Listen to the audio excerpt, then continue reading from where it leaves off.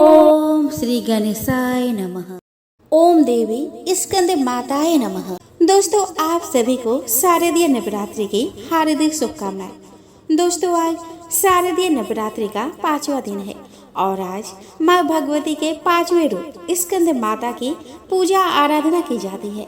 साथ ही स्कंद माता की कथा का भी श्रवण किया जाता है, जिससे प्रसन्न होकर माँ हमें लंबी उम्र, धन, यश, बल एवं सुख समृद्धि का वरदान देती है। निसंतान को संतान और रोगी को आरोग्य का वरदान देती है। तो दोस्तों, आज के इस वीडियो में मैं आपको स्कंद माता की कथा सुनाने वाली हूँ। दोस्तों, इन कथाओं को आप प्रसन्नचित मन से एवं पूरी श्रद्धा के साथ सुनिएगा और हाँ, इस कथा को आप पूरी जरूर सुनिएगा, क्योंकि आधा अधूरी कथा से व्रत का पुण्य फल प्राप्त नहीं होता। तो चलिए दोस्तों, माँ भगवती के चरणों का ध्यान करते हुए हम आज के वीडियो का शुरुआत करें। दोस्तों, नवरात्रि के 5वें दिन स्कंद माता की पूजा की जाती है। माँ दुर्गा का 5वां रूप स्कंद माता कहलाता है। प्रेम और समता की मूर्ति स्कंद माता की पूजा करने से संतान प्राप्ति की मनोकामनाएं पूरी होती है और माँ आपके बच्चे को दीर्घायु प्रदान करती है। भगवती पुराण में स्कंद माता को लेकर ऐसा कहा गया है कि नवरात्र के 5वें दिन स्कंद माता की पूजा करने से ज्ञान और शुभ फलों की प्राप्ति होती है। माँ ज्ञान, इच्छा शक्ति और कर्म का मिश्रण है।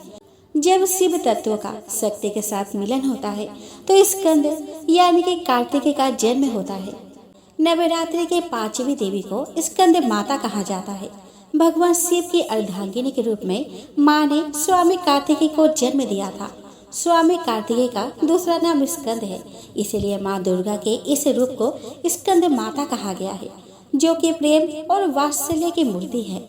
माँ स्कंद माता 4 भुजाओं वाली देवी है, जो कि स्वामी कार्तिकेय को अपने गोद में लेकर सिर पर विराजमान है। माँ के दोनों हाथ में कमल शोभायमान है।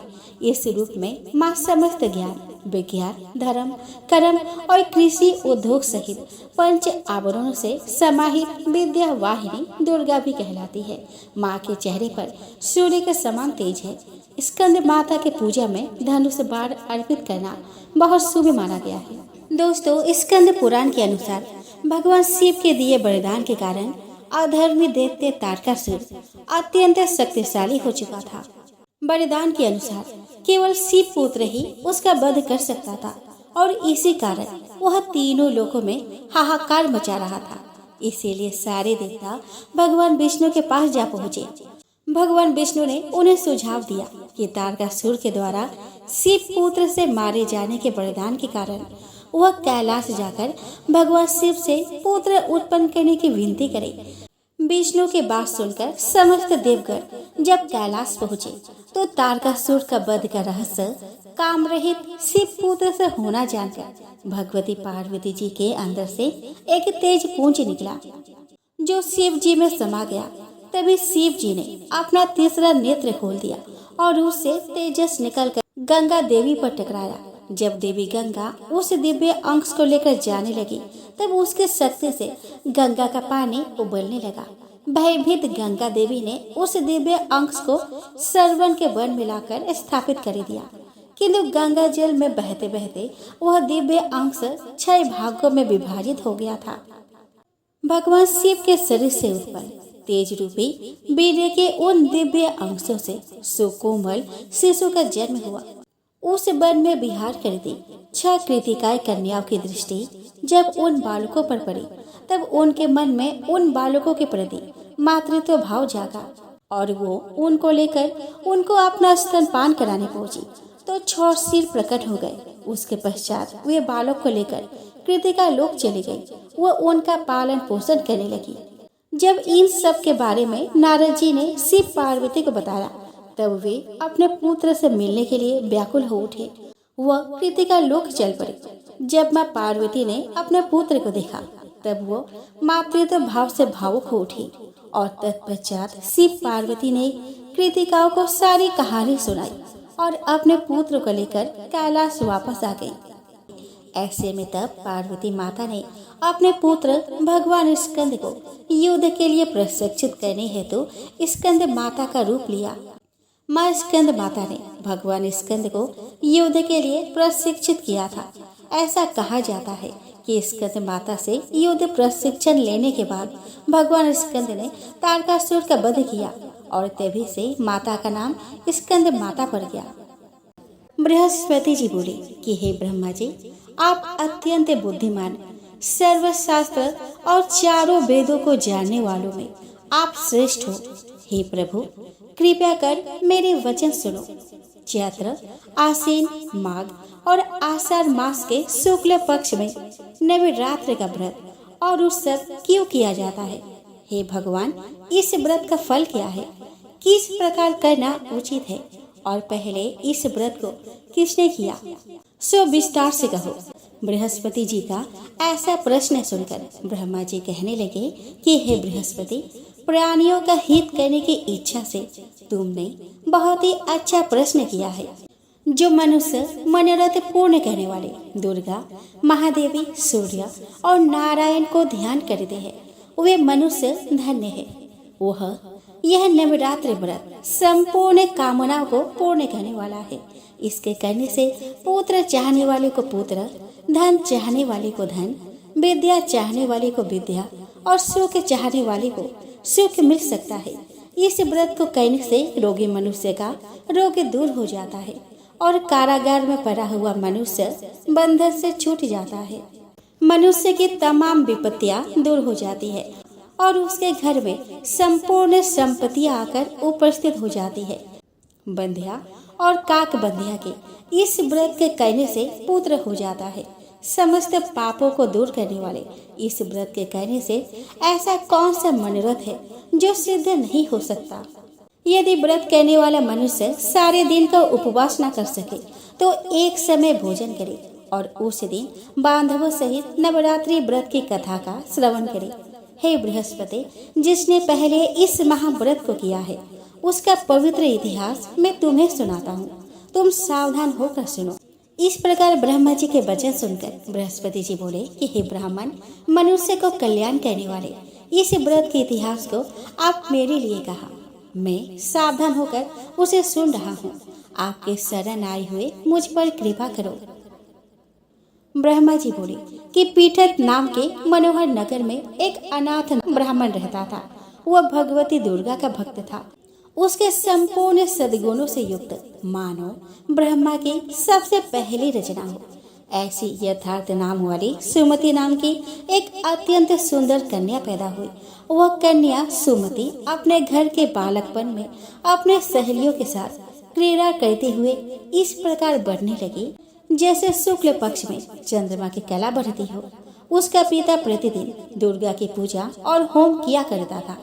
उस समय वह भी नियम से वहां उपस्थित होती थी। एक दिन वह सुमति अपने सखियों के साथ खेलने लगे और भगवती के पूजन में उपस्थित नहीं हुई। उसके पिता को पुत्री की ऐसी असावधानी देखकर क्रोध आया और पुत्री से कहने लगा कि हे दुष्ट पुत्री, आज प्रभात से तुमने भगवती का पूजन नहीं किया। इस कारण मैं किसी कुष्ठी और दरिद्र मनुष्य के साथ तेरा विवाह करूंगा। इस प्रकार कुपित पिता के वचन सुनकर सुमति को बड़ा दुख हुआ और पिता से कहने लगी कि हे पिताजी, मैं आपकी कन्या हूँ। मैं आपके सब तरह से अधीन हूँ। जैसी आपकी इच्छा हो मेरा विवाह कर सकते हो। होगा वही जो मेरे भाग्य में लिखा है। मेरा तो इस पर पूर्ण विश्वास है। मनुष्य न जाने कितने मनोरथों को चिंतन करता है, पर होता वही है जो भाग्य में विधाता ने लिखा है। जो जैसा करता है उसको फल भी उस कर्म के अनुसार ही मिलता है, क्योंकि कर्म करना मनुष्य के अधीन है पर फल देव के अधीन है। जैसे अग्नि में पड़े हुए तृण उसको अधिक प्रदीप्त कर देते हैं, उसी तरह अपने कन्या के ऐसे निर्भयता से कहे हुए वचन को सुनकर उस ब्राह्मण को अधिक क्रोध आया। तब उसने अपने कन्या का विवाह एक कुष्ठी के साथ कर दिया और अत्यंत क्रोध होकर पुत्री से कहने लगा कि जाओ, जल्दी जाओ, अपने कर्म का फल भोगो।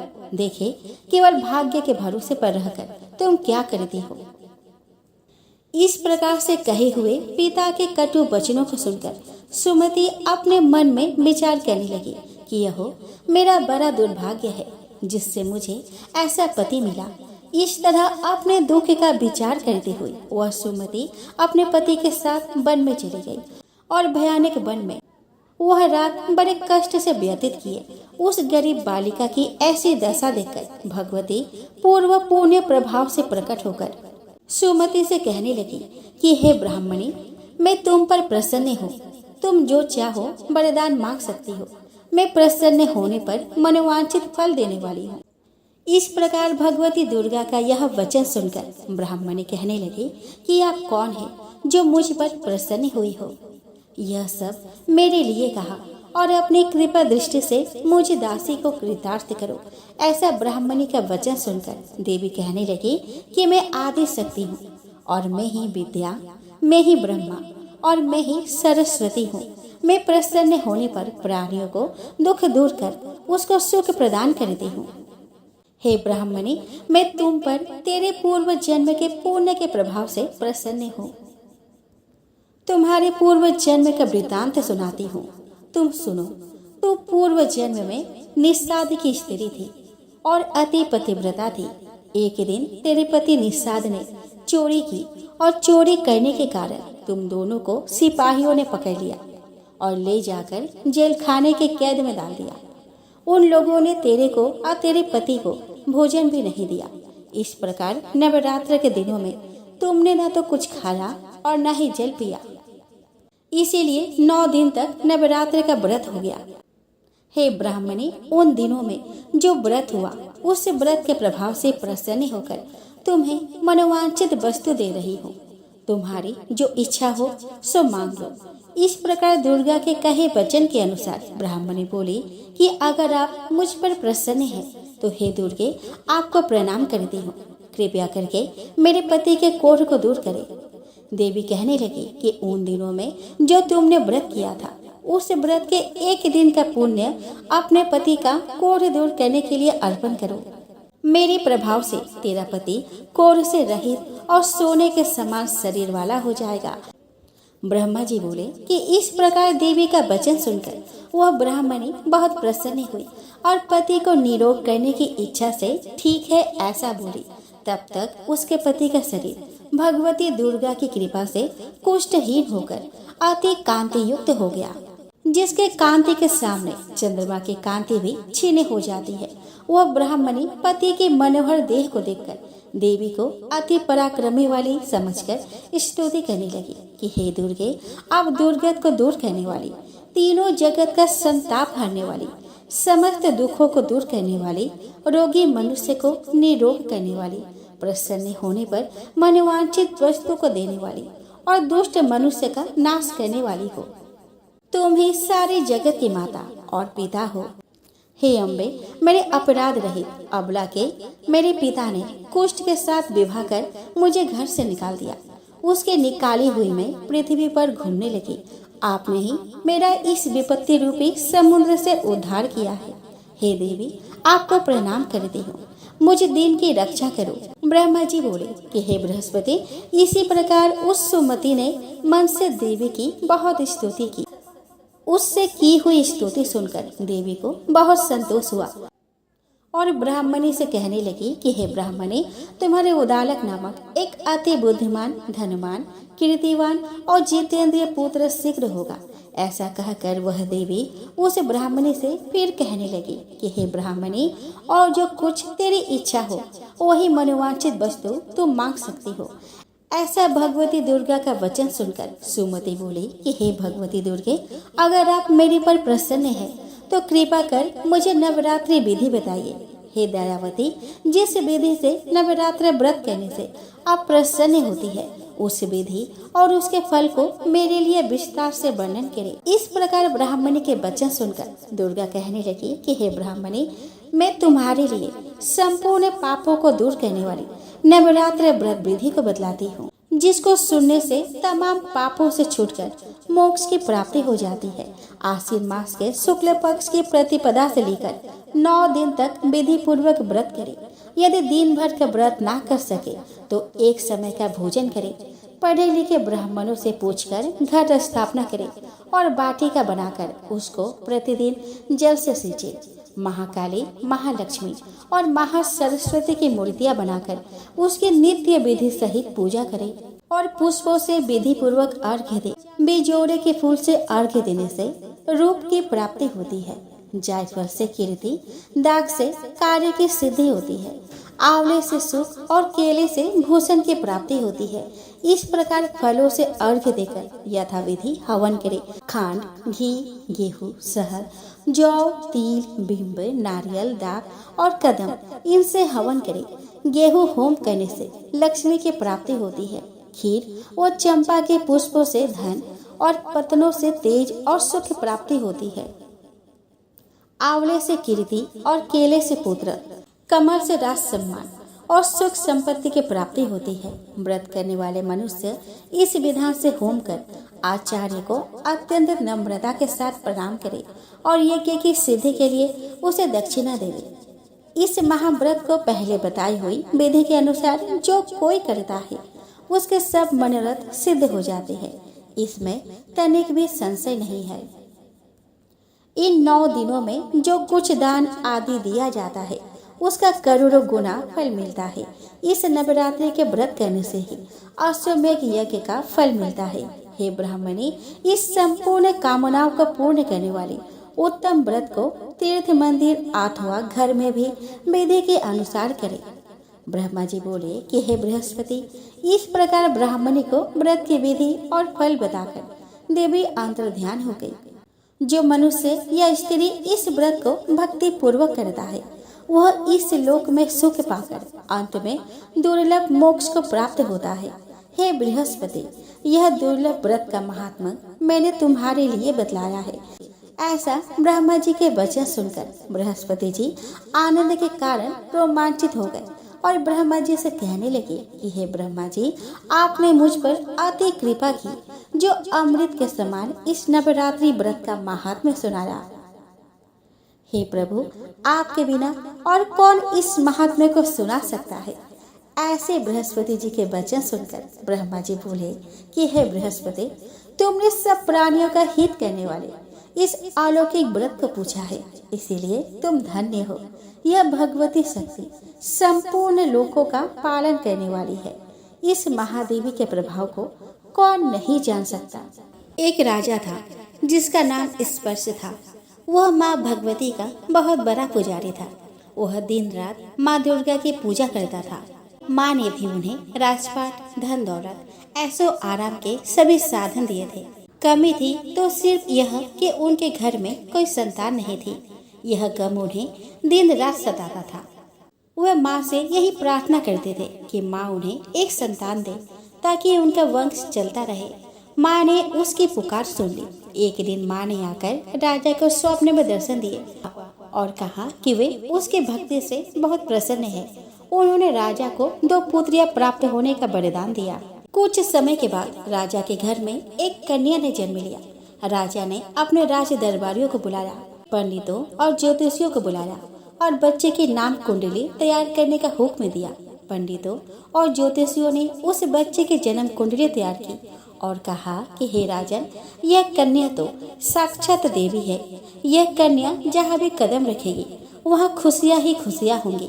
यह कन्या भी भगवती की पूजारन होंगी। उस कन्या का नाम तारा रखा गया। थोड़े समय के बाद राजा के घर वरदान के अनुसार एक और कन्या ने जन्म लिया। मंगलवार का दिन था। पंडितों और ज्योतिषियों ने जब जन्म कुंडली तैयार की तो वे उदास हो गए। राजा ने उदासी का कारण पूछा तो वे कहने लगे कि महाराज, यह कन्या आपके लिए शुभ नहीं है। राजा ने उदास होकर ज्योतिषियों से पूछा कि मैंने ऐसे कौन से बुरे कर्म किए हैं जो कि इस कन्या ने मेरे घर में जन्म लिया है। उस समय ज्योतिषियों ने अपने ज्योतिष लगाकर बताया और कहने लगे कि वे दोनों कन्याएं जिन्होंने आपके घर में जन्म लिया है पिछले जन्म में राजा इंद्र की अप्सराएं थी। इन्होंने सोचा कि हम भी मृत्यु लोक में भ्रमण करें और देखें कि मृत्यु लोक पर लोग किस तरह रहते हैं। दोनों ने मृत्यु लोक पर एकादशी का व्रत रखा। बड़ी बहन का नाम तारा था और छोटी बहन का नाम रुकमन था। बड़ी बहन तारा ने अपनी छोटी बहन से कहा कि रुकमन, आज एकादशी का व्रत है, हम लोग आज भोजन नहीं खाएंगे, तुम बाजार जाकर फल लेकर आओ। रुकमन बाजार फल लेने गई। वहाँ उसने मछली के पकोड़े बनते देखे। उसने अपने पैसों के तो पकोड़े खा लिए तथा तारा के लिए फल लेकर वापस आ गई। फल उसने तारा को दे दी। तारा ने पूछा कि तू अपने लिए फल क्यों नहीं लाई? तो रुकमन ने बताया कि उसने मछली के पकोड़े खा लिए हैं।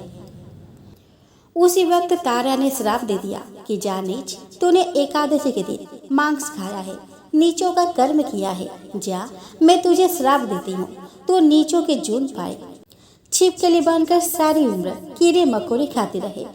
उसी शहर में एक ऋषि गुरु गोरख अपने शिष्यों के साथ रहते थे।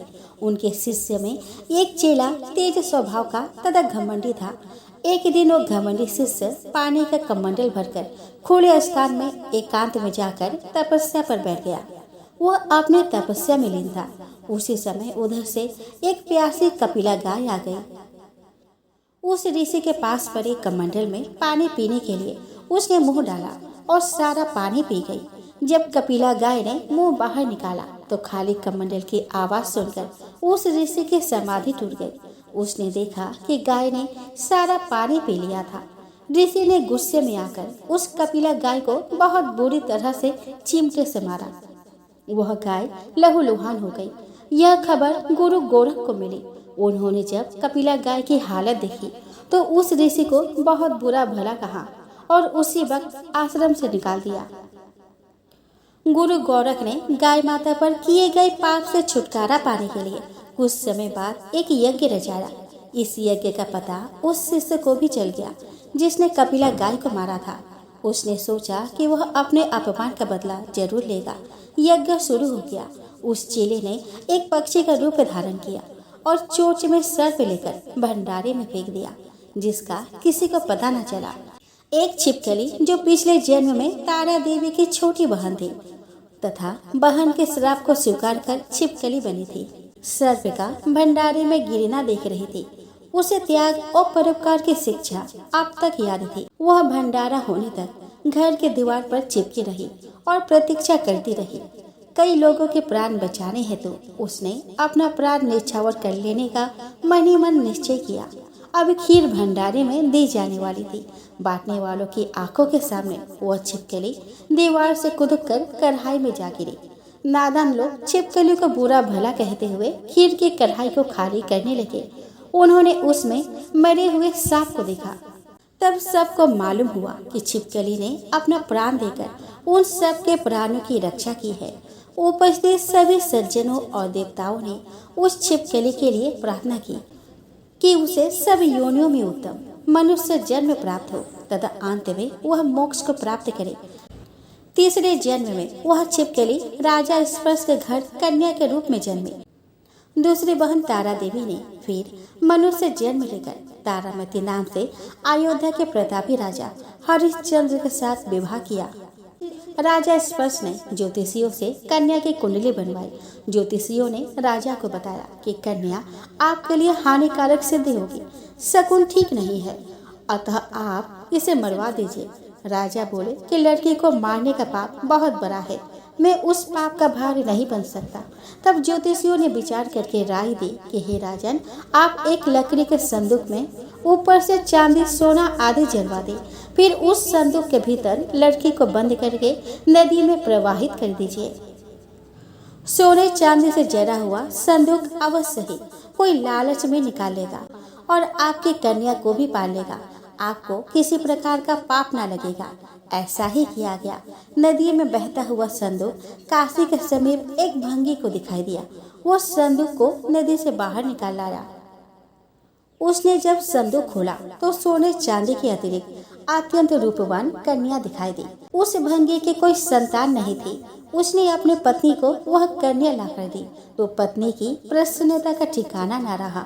उसने अपनी संतान के समान ही बच्चे को छाती से लगा लिया।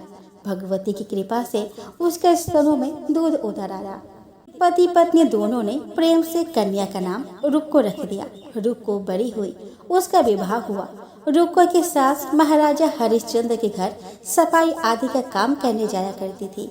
एक दिन वह बीमार पड़ गई। रुक्को महाराज हरिश्चंद्र के घर काम करने के लिए पहुंच गई। महाराज की पत्नी तारामती ने जब रुक्को को देखा तो वह अपने पूर्व जन्म के पुण्य से उसे पहचान गई। तारामती ने रुक्को से कहा कि हे बहन, तुम मेरे यहाँ निकट आकर बैठो। महारानी की बात सुनकर रुक्को बोली कि रानी जी, मैं नीच जाति की भंगिन हूँ, भला मैं आपके पास कैसे बैठ सकती हूँ। तब तारामती ने कहा कि बहन, पूर्व जन्म में तुम मेरी सगी बहन थी। तब तारामती ने कहा कि बहन, पूर्व जन्म में तुम मेरी सगी बहन थी। एकादशी का व्रत खंडित होने के कारण तुम्हें छिपकली के योनि में जाना पड़ा। जो होना था सो हो चुका। अब तुम अपने इस जन्म को सुधारने का उपाय करो और भगवती वैष्णो माता की सेवा करके अपना जन्म सफल बनाओ। यह सुनकर रुक्को को बड़ी प्रसन्नता हुई। उसने उपाय पूछा। रानी ने बताया कि वैष्णो माता सब मनोरथ को पूर्ण करने वाली है। जो लोग श्रद्धा पूर्वक माता का पूजन व जागरण करते हैं, उनकी सब मनोकामना पूर्ण होती है। रुक्को ने प्रसन्न होकर माता की मनौती करते हुए कहा कि हे माता, यदि आपकी कृपा से मुझे एक पुत्र प्राप्त हो गया तो मैं भी आपका पूजन और जागरण कराऊंगी। माता ने प्रार्थना को स्वीकार कर लिया। फलस्वरूप 10वें महीने उसके गर्भ से एक अत्यंत सुंदर बालक ने जन्म लिया। परंतु दुर्भाग्यवश रुक्को को माता का पूजन जागरण करने का ध्यान न रहा। जब वह बालक 5 वर्ष का हुआ तो एक दिन उसे चेचक निकल आई। रुक्को दुखी होकर अपने पूर्व जन्म की बहन तारामती के पास आई और बच्चे की बीमारी का सब वृतांत कह सुनाया। तब तारामती ने कहा कि तू जरा ध्यान करके देख कि तुझसे माता के पूजन में कोई भूल तो नहीं हुई है। इससे रुक्को को 6 वर्ष पहले की बात याद आ गई। उसने अपराध स्वीकार कर लिया। उसने फिर मन में निश्चय किया कि बच्चे को आराम आने पर जागरण अवश्य कराएगी। भगवती की कृपा से बच्चा दूसरे दिन ही ठीक हो गया। तब रुक्को ने देवी के मंदिर में ही जाकर पंडित से कहा कि मुझे अपने घर माता का जागरण करना है, अतः आप मंगलवार को मेरे घर पधार कर कृतार्थ करें। पंडित जी बोले कि अरे रुक्को, तू यही 5 रुपये दे जा, हम तेरे नाम से मंदिर में ही जागरण करवा देंगे। तू नीच जाति की स्त्री है, इसीलिए हम तेरे घर जाकर देवी का जागरण नहीं कर सकते। रुक्को ने कहा कि हे पंडित जी, माता के दरबार में तो ऊंच नीच का कोई विचार नहीं होता। वे तो सब भक्तों पर समान रूप से कृपा करती है, अतः आपको कोई ऐतराज नहीं होना चाहिए। इस पर पंडित ने आपस में विचार करके कहा कि यदि महारानी तुम्हारे जागरण में पधारे तब तो हम भी स्वीकार कर लेंगे। यह सुनकर रुक्को महारानी के पास गई और सब वृतांत कह सुनाया। तारामती ने जागरण में सम्मिलित होने का सहस्त्र स्वीकार कर लिया। जिस समय रुक्को पंडितों से यह कहने के लिए गई कि महारानी जी जागरण में आवेंगी, उस समय सेनाई वहाँ था। उसने सब सुन लिया और महाराज हरिश्चंद्र को जाकर सूचना दी। राजा को सेनाई के बात पर विश्वास नहीं हुआ। महारानी भंगियों के घर जागरण में नहीं जा सकती। फिर भी परीक्षा लेने के लिए उसने रात को अपने अंगुली पर थोड़ा सा चीरा लगा लिया, जिससे नींद न आए। रानी तारामती ने जब देखा कि जागरण का समय हो रहा है परंतु महाराज को नींद नहीं आ रही, तो उसने माता वैष्णव देवी से मन ही मन प्रार्थना की कि हे माता, आप किसी उपाय से राजा को सुला दे ताकि मैं जागरण में सम्मिलित हो सकूं।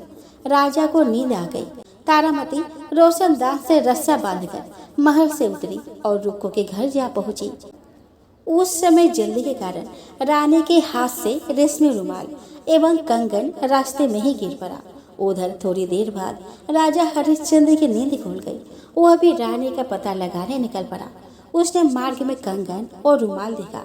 राजा ने दोनों चीजें रास्ते में उठाकर अपने पास रख ली और जहाँ जागरण हो रहा था वहाँ जा पहुँचा। वहाँ एक कोने में चुपचाप बैठकर दृश्य देखने लगा। जब जागरण समाप्त हुआ तो सबने माता की अरदास की। उसके बाद प्रसाद बांटा गया। रानी तारामती को जब प्रसाद मिला तो उसने झोली में रख लिया। यह देख लोगों ने पूछा कि आपने प्रसाद क्यों नहीं खाया। यदि आप ना खाएंगी तो कोई भी प्रसाद नहीं खाएगा। रानी बोली कि तुमने प्रसाद दिया वह मैंने महाराज के लिए रख लिया, अब मुझे मेरा प्रसाद दे दे। आपकी बार प्रसाद लेकर तारा ने खा लिया। इसके बाद सब भक्तों ने माँ का प्रसाद खाया। इस प्रकार जागरण समाप्त करके प्रसाद खाने के पश्चात रानी तारामती महल की तरफ चली।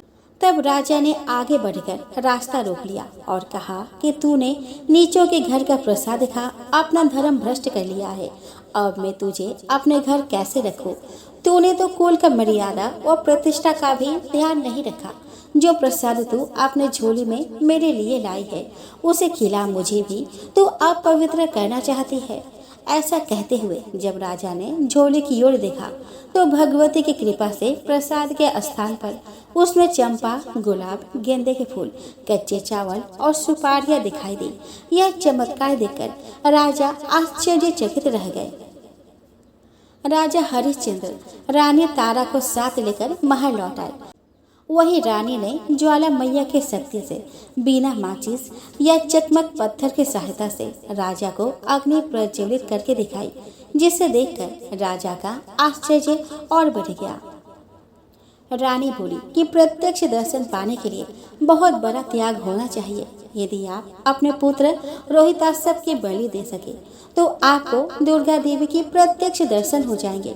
राजा के मन में तो देवी के दर्शन की लगन हो गई थी।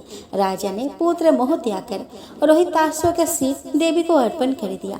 ऐसी सच्ची श्रद्धा एवं विश्वास देकर दुर्गा माता सिंह पर सवार हो उसी समय प्रकट हो गई और राजा हरिश्चंद्र दर्शन करके कृतार्थ हो गए। मरा हुआ पुत्र भी जीवित हो गया। चमत्कार देखकर राजा हरिश्चंद्र गदगद हो गए। उन्होंने विधि पूर्वक माता का पूजन करके अपने अपराधों की क्षमा मांगी। इसके बाद सुखी रहने का आशीर्वाद दे माता अंतर ध्यान हो गई। राजा ने तारा रानी की भक्ति की प्रशंसा करते हुए कहा कि हे तारा, तुम्हारे आचरण से मैं अति प्रसन्न हूँ। मेरे धन्य भाग जो तुम मुझे पत्नी के रूप में प्राप्त हुई। आयु पर्यंत सुख भोगने के पश्चात राजा हरिश्चंद्र, रानी तारा एवं रुक्मन भंगी तीनों ही मनुष्य योनि से छुटकर देवलोक को प्राप्त हुए। माता के जागरण में तारा रानी की कथा को जो मनुष्य भक्ति पूर्वक पढ़ता या सुनता है उसके सभी मनोकामनाएं पूर्ण होती है, सुख समृद्धि बढ़ती है और शत्रुओं का नाश होता है। आइए दोस्तों, अब हम सब मिलकर माँ स्कंद माता की आरती गाएं। जय जय जय जय जय स्कंद माता, पांचवा नाम तुम्हारा आता। जय जय जय जय जय स्कंद माता, पांचवा नाम तुम्हारा आता। सबके मन की जानन हारी, जग जननी सबकी महतारी। सबके मन की जानन हारी, जग जननी सबकी महतारी। जय जय जय जय जय स्कंद माता, पांचवा नाम तुम्हारा आता। तेरी ज्योत जलाता रहूं मैं, हरदम तुझे ध्याता रहूं मैं। तेरी ज्योत जलाता रहूं मैं, हरदम तुझे ध्याता रहूं मैं। कई नामों से तुझे है पुकारा, मुझे एक है तेरा सहारा। कई नामों से तुझे पुकारा, मुझे एक है तेरा सहारा। कहीं पहाड़ों पर है डेरा, कहीं शहरों में तेरा बसेरा। हर मंदिर में तेरे नजारे, गुण गाए तेरे भक्त प्यारे। भक्ति अपनी मुझे दिला दो, शक्ति मेरी बिगड़ी बना दो। इंद्र आदि देवता मिल के सारे, करे पुकार तुम्हारे द्वारे। दुष्ट दैत्य जब चढ़ कर आए, तू ही खंडा हाथ उठावे। दासों को सदा बचाने आई, भक्ति की आस पुजाने आई। दासों को सदा बचाने आई, भक्त की आस बुझाने आई। जय जय जय जय जय स्कंद माता, पांचवा नाम तुम्हारा आता। तो प्रेम से बोलो स्कंद माता की जय हो। दोस्तों, पूजा के अंत में माँ के पूजन में गलती या भूल के लिए दुर्गा माता से क्षमा प्रार्थना करनी चाहिए। आप माता दुर्गा से क्षमा याचना ऐसे करें। हे परमेश्वरी, मेरे द्वारा रात दिन बहुत से अपराध होते रहते हैं। मुझे अपना दास समझकर मेरे उन अपराधों को आप कृपा पूर्वक क्षमा करिए। परमेश्वरी, मैं आह्वान करना नहीं जानती, विसर्जन करना नहीं जानती तथा पूजा करने का ढंग भी नहीं आता। हे माँ, मुझे क्षमा करिए। देवी सुरेश्वरी, मैंने जो मंत्रहीन, क्रियाहीन और भक्तिहीन पूजन किया है वह सब आपकी कृपा से पूरे हो। सैकड़ों अपराधों करने के बाद भी जो आपके शरण में आके जगदम्बा कहकर पुकारता है उसे वह गति प्राप्त होती है जो ब्रह्म आदि देवताओं के लिए भी पाना आसान नहीं। जगदम्बिके, मैं अपराधी हूँ किंतु आपके शरण में आई हूँ। इस समय दया का पात्र हूँ, आप जैसा चाहे वैसा करें। हे देवी परमेश्वरी, अज्ञानवश भूल से या बुद्धि भ्रष्ट होने के कारण मैंने जो भी न्यूनता या अधिकता कर दी हो वह सब क्षमा करें और प्रसन्न हो। सच्चिदानंद स्वरूपा परमेश्वरी, जगत माता कामेश्वरी, आप प्रेम पूर्वक मेरी यह पूजा स्वीकार करें। मुझ पर आप प्रसन्न रहे। देवी सुरेश्वरी, आप गोपनीय से भी गोपनीय वस्तु की रक्षा करने वाली है। मेरे निवेदन किए हुए इस जप को ग्रहण करिए। आपकी कृपा से मुझे सिद्धि प्राप्त हो। इस प्रकार क्षमा प्रार्थना मंत्र के पास से दुर्गा माता आपके जाने अनजाने में हुए सारे अपराधों को क्षमा करेंगी और उनकी कृपा सदैव आपके ऊपर बनी रहेगी।